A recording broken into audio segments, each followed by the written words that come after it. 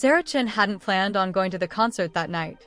At 17, she was more interested in classical violin than pop music, but her best friend Maya had been begging for weeks.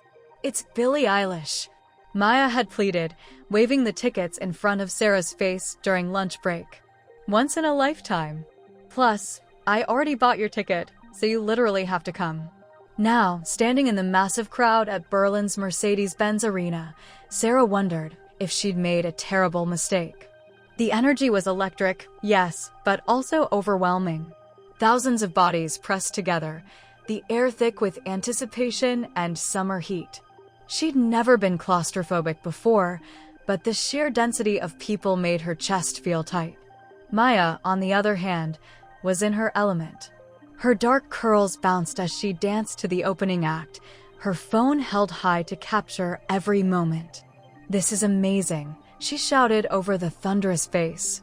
Sarah managed a weak smile, trying to focus on the stage rather than the crushing sensation of bodies around her. The opening act finished, and the crowd surged forward.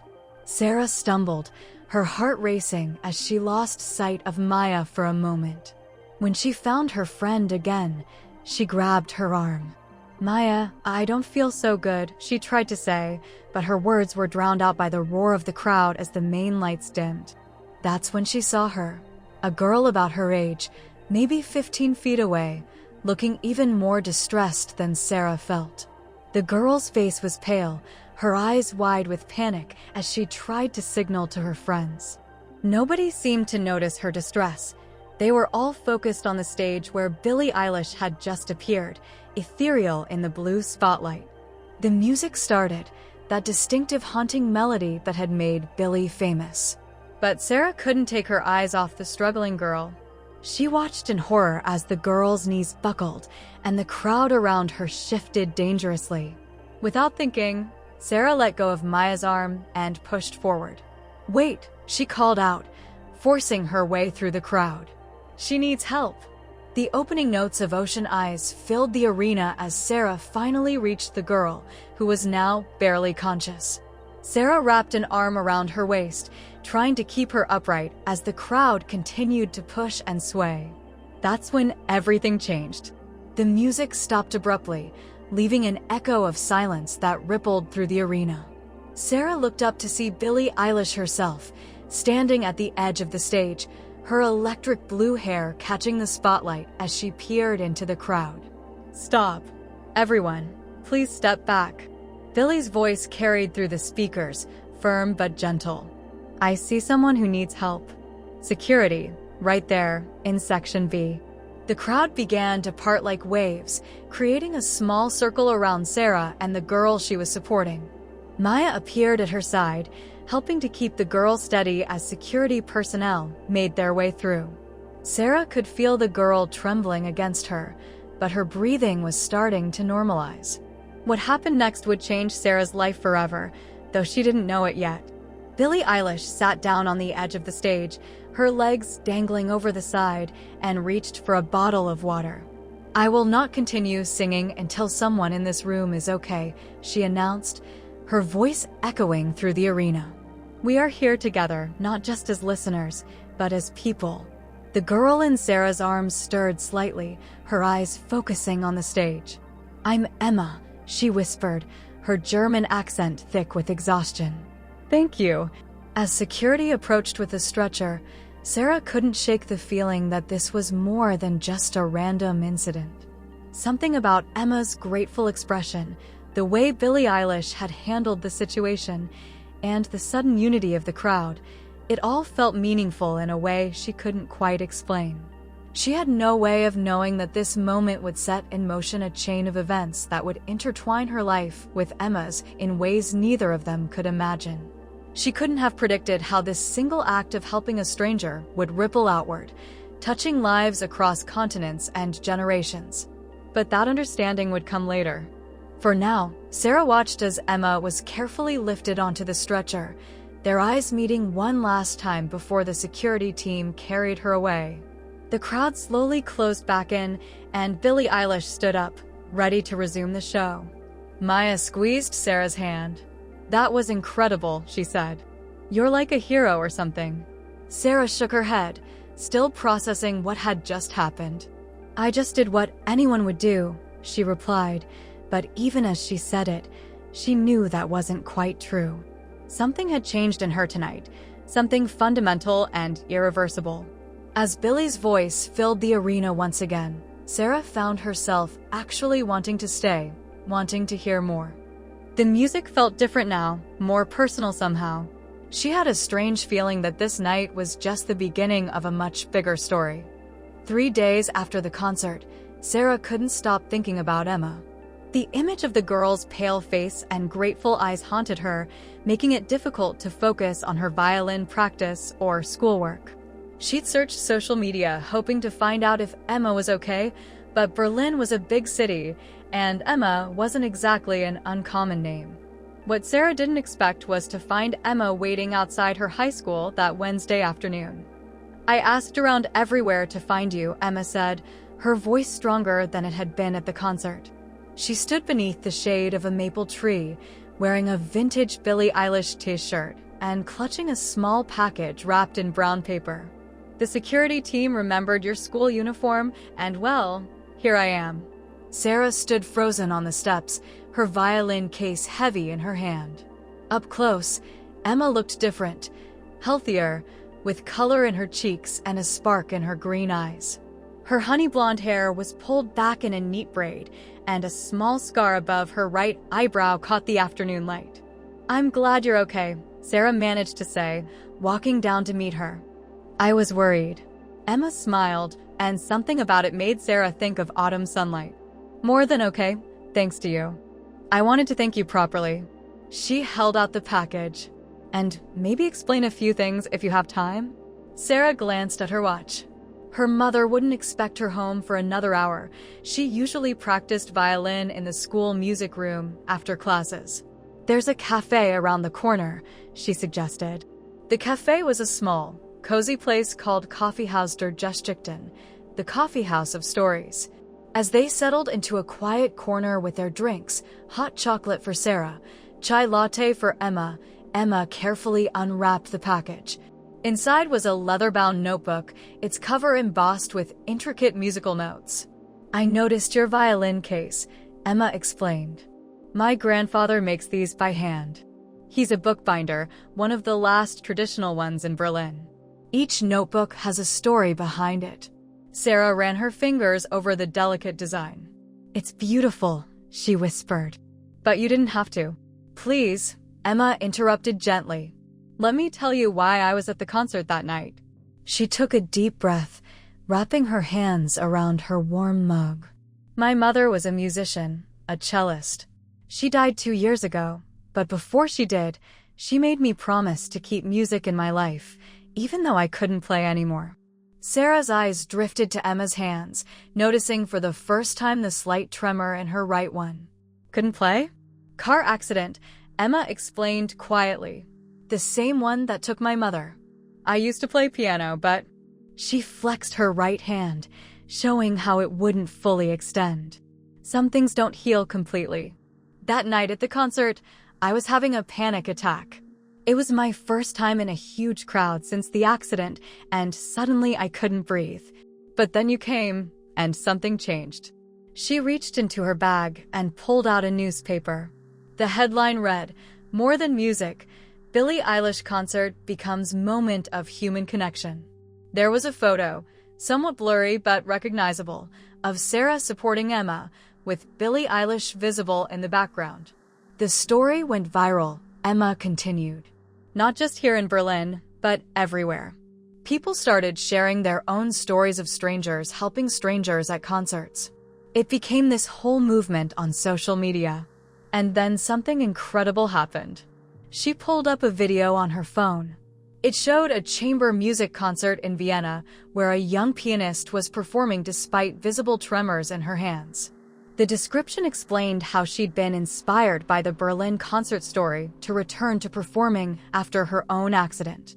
See what you started? Emma's eyes were bright with emotion. One small action, rippling outward. And there's more. She hesitated, then continued. My grandfather, He wants to create a special edition of these notebooks. He wants to donate them to music therapy programs for trauma survivors. But we need help designing them, understanding what musicians really need. Sarah's heart was pounding. She opened the notebook, its blank pages filled with possibility. I might know some people who could help. My violin teacher runs a music program for children with disabilities, and she stopped as her phone buzzed. It was a text from Maya. OMG, turn on the news right now. Emma's phone chimed at the same moment. They looked at each other, then at the cafe's small television in the corner. The news headline made them both gasp. Billie Eilish announces benefit concert series for music therapy programs inspired by Berlin incident. Sarah and Emma sat in stunned silence, watching as Billie explained how the moment in Berlin had reminded her of music's power to heal and connect. The first concert would be in Berlin, and she was looking for local musicians and music therapy programs to participate. Sarah, Emma whispered, reaching across the table to grab her hand. I think this is bigger than both of us now. Sarah looked down at their joined hands, Emma's with its tremor, her own with violin calluses, and felt something shift in her understanding of the world. Sometimes the smallest actions could create the most powerful changes. Sometimes a single moment of kindness could grow into something extraordinary. Well, she said, squeezing Emma's hand gently, I guess we better get to work. Neither of them could have predicted what would happen next, or how their newfound friendship would be tested in the coming weeks. But in that moment, in the warm light of the coffeehouse der Justchichten, anything seemed possible. Tell us in the comments what part of this story impressed you the most.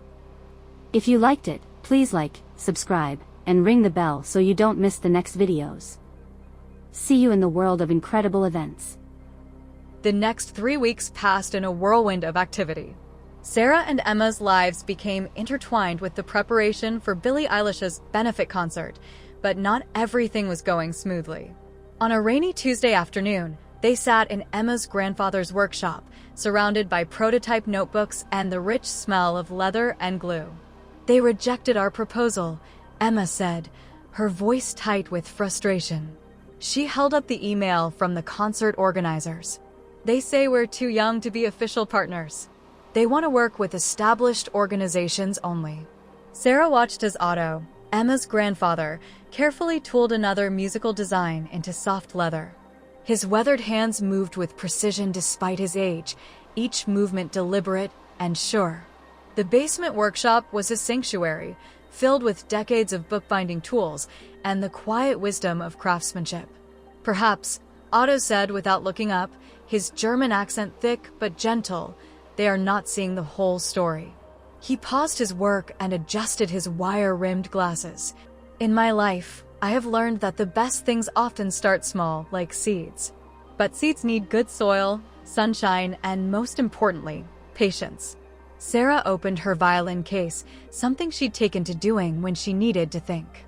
The instrument gleamed in the warm workshop light. What if we show them instead of just telling them?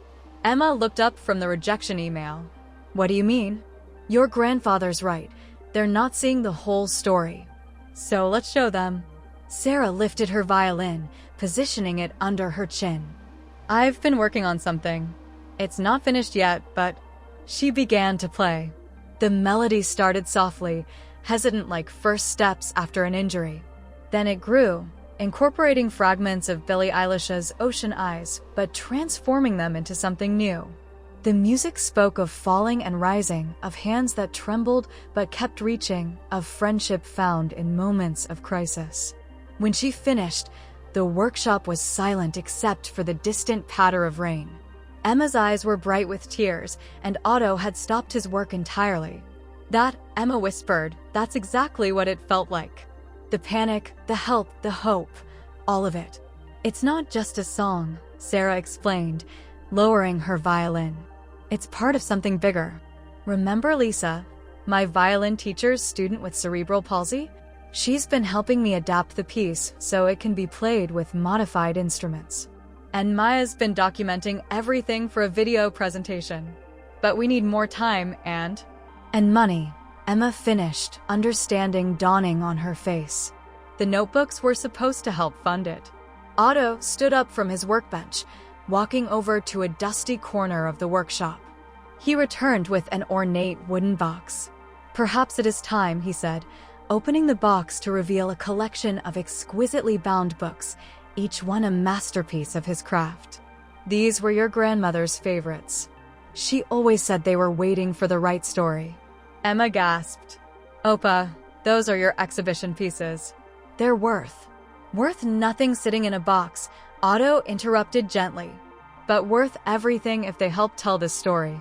He picked up one of the books, its cover adorned with intertwined vines and musical notes. "We will have an auction. Small, but special. I have some old friends in the music world who might be interested." Sarah's phone buzzed. Another message from Maya. She opened it and nearly dropped her violin. "Oh my God," she breathed. "The video we posted of Lisa playing my piece, it's going viral." And she scrolled through the notifications. Billie Eilish just shared it. Emma rushed to look at Sarah's phone, her hand trembling more than usual with excitement. But as they read through the comments, their elation turned to concern. Among the supportive messages were skeptics claiming it was all a publicity stunt, that they were exploiting Lisa's condition, that they were just riding Billie's fame for attention. "This is exactly what I was afraid of," Emma said, sinking onto a workshop stool. Maybe the organizers were right. Maybe we're in over our heads. The rain outside grew heavier, drumming against the workshop's small windows. Sarah placed her violin back in its case, thinking about all the people who had become part of this story.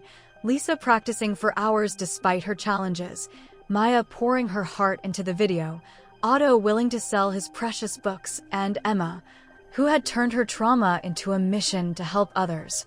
"No," Sarah said firmly, surprising herself with the strength in her voice. "We're not in over our heads. We're exactly where we need to be."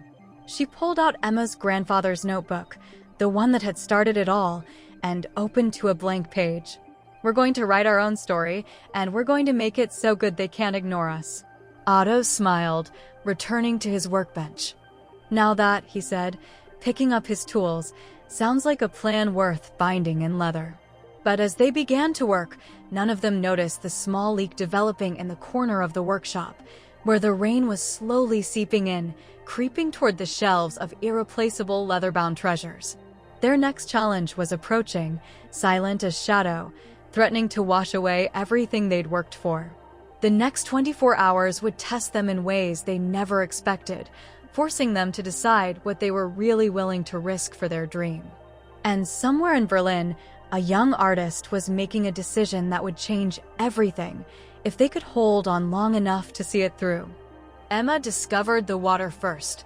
She had returned to the workshop early the next morning to finish some design work before school, only to find water pooling beneath the shelves of her grandfather's most precious books.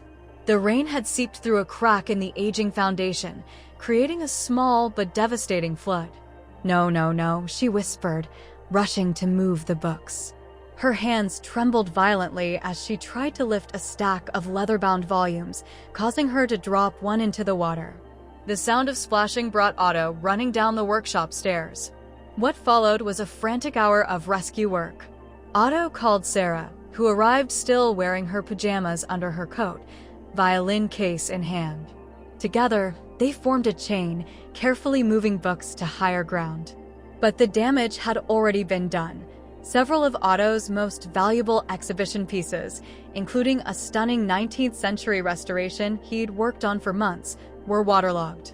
"All those hours of work," Otto said quietly, holding a damaged book like a wounded bird. "All those stories." Sarah watched Emma sink onto a stool, her friend's face pale with shock and guilt. The tremor in her right hand had gotten worse, something that happened when she was stressed. The sight sparked an idea in Sarah's mind. "Wait here," she said, opening her violin case. "All of you, just wait." She positioned herself in the center of the workshop and began to play. Not the piece she'd been working on, but something new, something that came to her as she watched the water slowly recede. The melody spoke of loss and aging, of things slipping away, but also of what remained, of what could be salvaged and transformed. As she played, she noticed Otto straightening up, his craftsman's eyes studying the damaged books with new interest.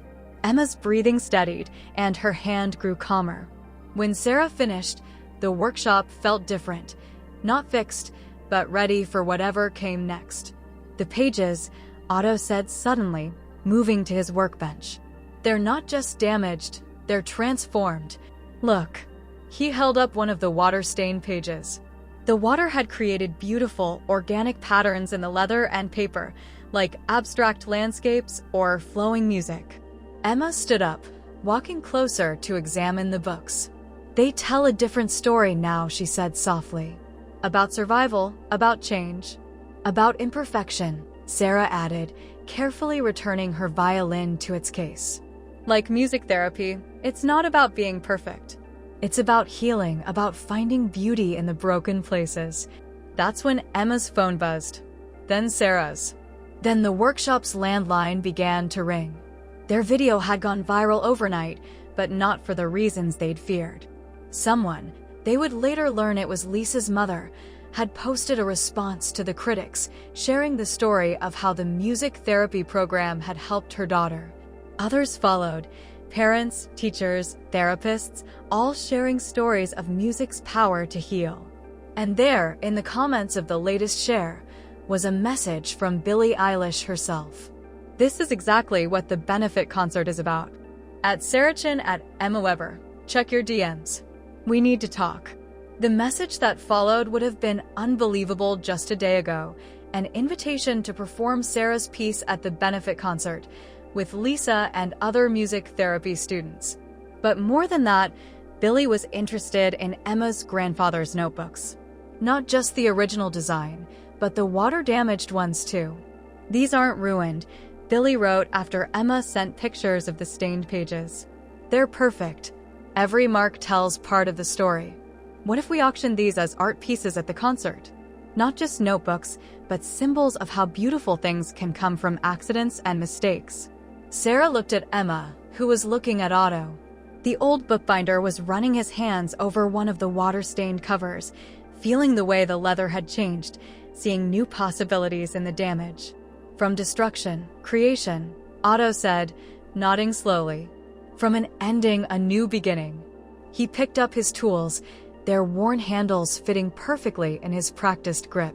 We have much work to do. The next few hours were a blur of activity. Maya arrived with her camera to document everything. Lisa and her mother came to the workshop to help and to practice.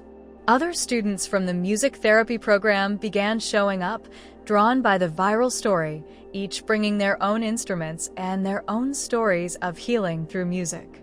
The workshop, which had been a place of crisis just hours before, became something else. A studio, a rehearsal space, a gathering place for people united by music and resilience. The water stains on the floor remained as a reminder, but now they seemed less like damage and more like a map, showing the path they'd taken to get here. As the day drew to a close, Sarah and Emma stood outside the workshop, watching the sunset paint the Berlin sky in shades of gold and purple. In just 2 weeks, they would perform at the benefit concert. It seemed impossible and absolutely right at the same time. Do you think we can do this?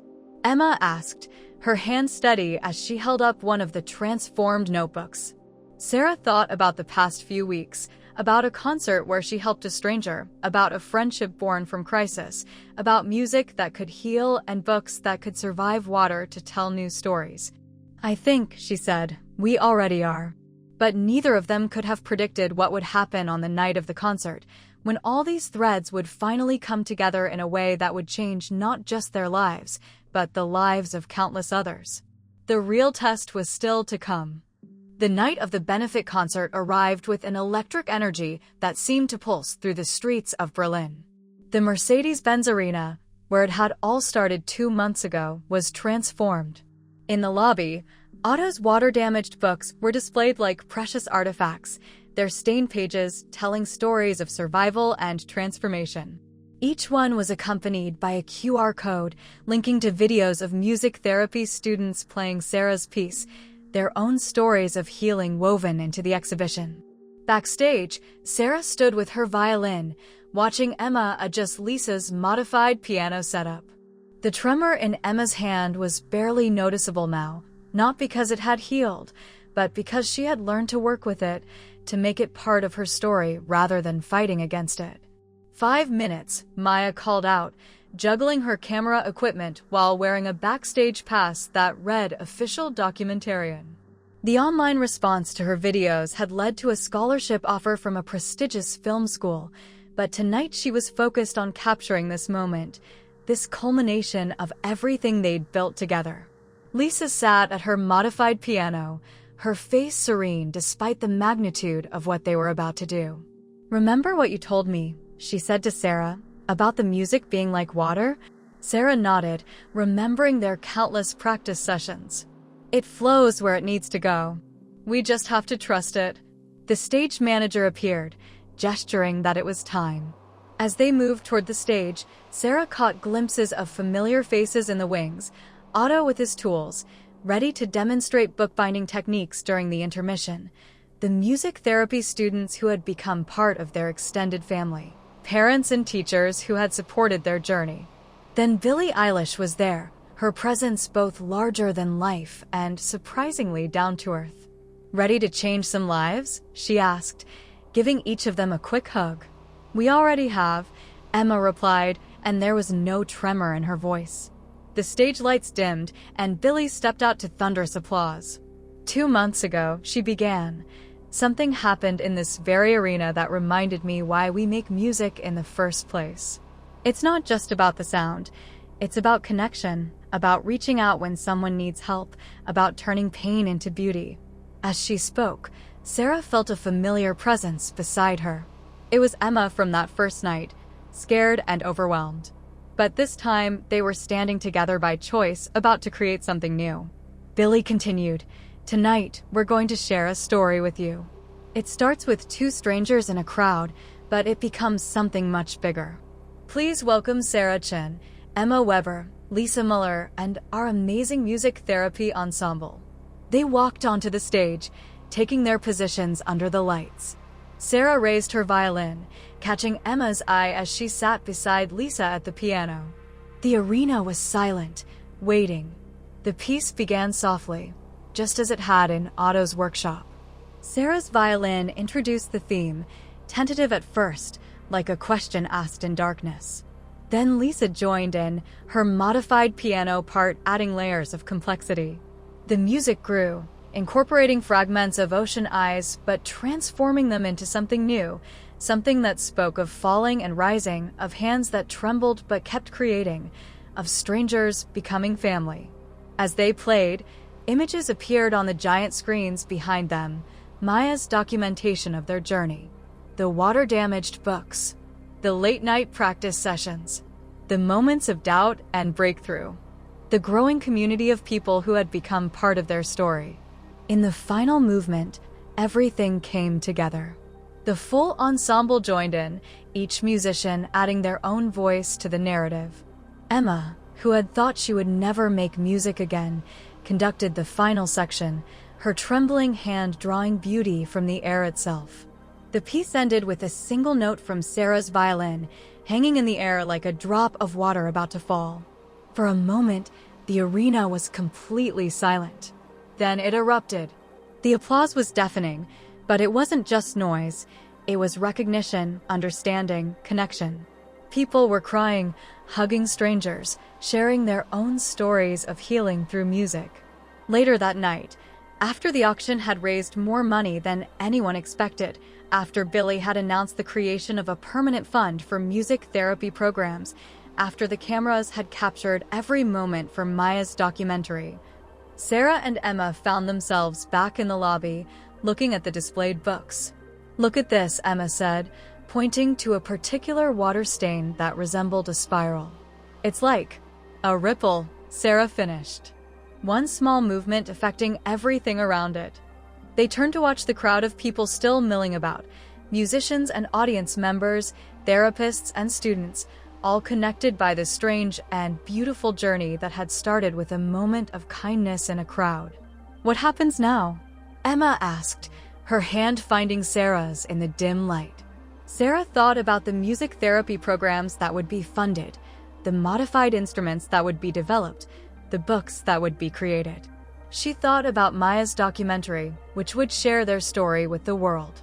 She thought about Lisa, who was already talking about composing her own pieces. "Now," Sarah said, squeezing Emma's hand, "we keep creating ripples." In the distance, they could hear Billie Eilish performing Ocean Eyes, the song that had been playing when they first met.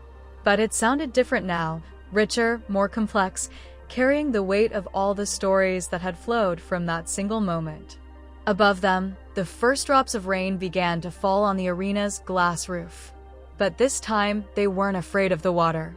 They knew now that sometimes the most beautiful things come from unexpected storms, that every ending can be a beginning, and that music, like kindness, has a way of flowing exactly where it needs to go. The ripples would continue, touching lives they would never know about, creating changes they could never predict. But that was the point, wasn't it? You never really knew how far a single act of kindness could reach, how many lives it could transform. You just had to be brave enough to reach out, to help a stranger in a crowd, to create something new from what was broken. You just had to trust the ripples. Tell us in the comments what part of this story impressed you the most. If you liked it, please like, subscribe, and ring the bell so you don't miss the next videos. See you in the world of incredible events.